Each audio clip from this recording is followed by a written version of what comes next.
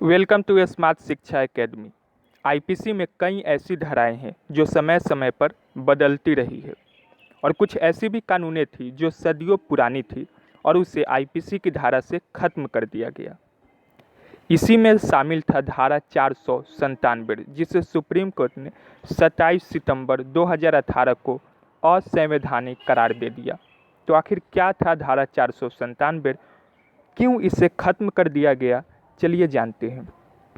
धारा 497 विवाह के बाद भी किसी और के साथ सेक्सुअल संबंध बनाने के खिलाफ इसमें सजा तय किया गया था। लेकिन ये कानून अपने आप में महिला विरोधी था। वो कैसे, देखिए। अंग्रेजों ने साल 1860 में आईपीसी की धारा 497 के तहत विवाह के बाद भी किसी और से संबंध बनाने को अपराध घोषित किया। लेकिन ये कानून महिलाओं के साथ भेदभाव करता था। दरअसल मान लीजिए ये दोनों पति पत्नी है और जो महिला है वे इस ब्लैक टी शर्ट वाले के साथ सेक्सुअल रिलेशन में है। तो और ये ब्लैक टी शर्ट वाला भी जानता है कि इस औरत का पहले से शादी हो चुका है और पति को इन दोनों के रिलेशन के बारे में कुछ नहीं पता। तो जब पति को ये पता चलेगा कि उसकी वाइफ किसी और के साथ सेक्सुअल रिलेशन में है, तो उस स्थिति में धारा 497 पति को ये हक देता था कि वे उस आदमी पर केस कर सकता है जो उसकी वाइफ के साथ सेक्सुअल रिलेशन में है, पर वे अपनी वाइफ पर केस नहीं कर सकता। जो ये ब्लैक टी शर्ट वाला है इस पर पति केस कर सकता था पर वाइफ पर केस नहीं कर सकता था।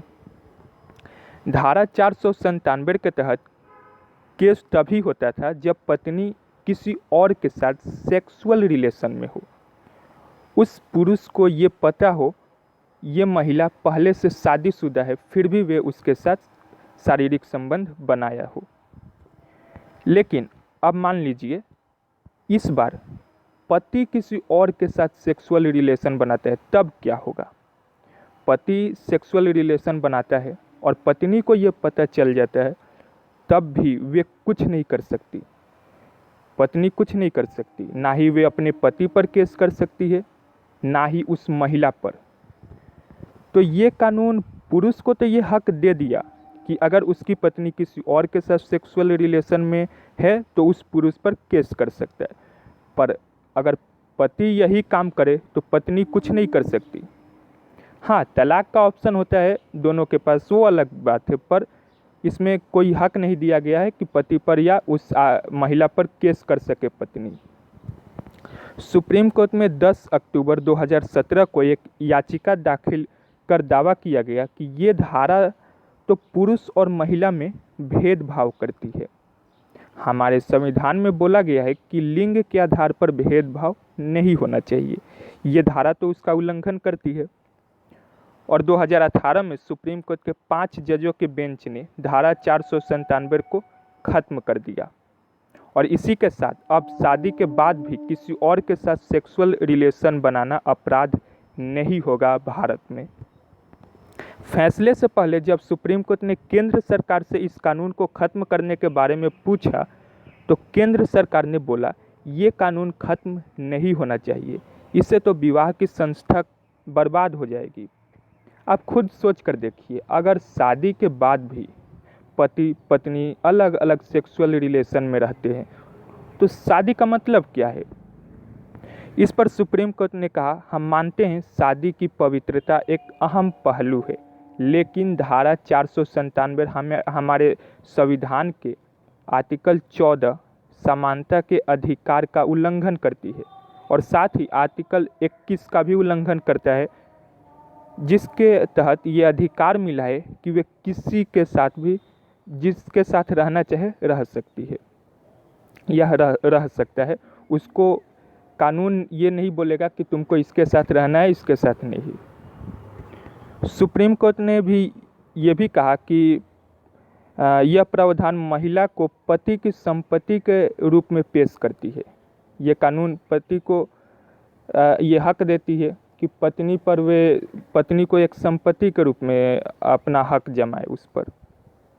महिला को सेक्सुअल चॉइस से रोका जाता है, पति महिला का मालिक नहीं होता, ये सुप्रीम कोर्ट ने कहा। और सुप्रीम कोर्ट ने यह भी कहा हाँ, अगर उसे उसके साथ नहीं रहना तो तलाक दे सकता है।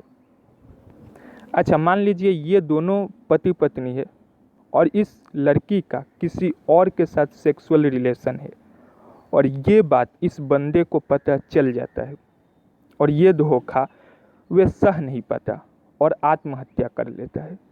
उस स्थिति में क्या होगा?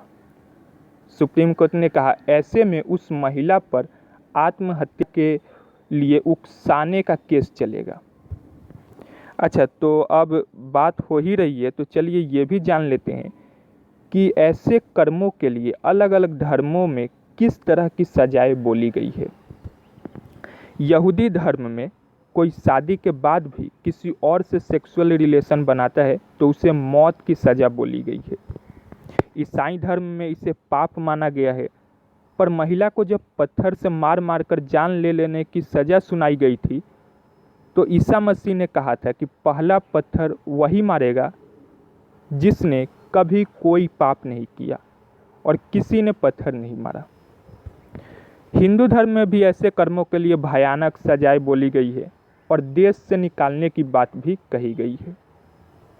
इस्लाम में महिला और पुरुष दोनों को 100 कोड़े मारने की सज़ा बताई गई है। जानने वाली बात यह भी है कि ये धारा लगाने वाले अंग्रेज अपने देश में इस कानून को 1857 में ही खत्म कर चुके थे। तो आपको ये पसंद आया हो तो लाइक कीजिए, शेयर कीजिए और चैनल को सब्सक्राइब कर लीजिए।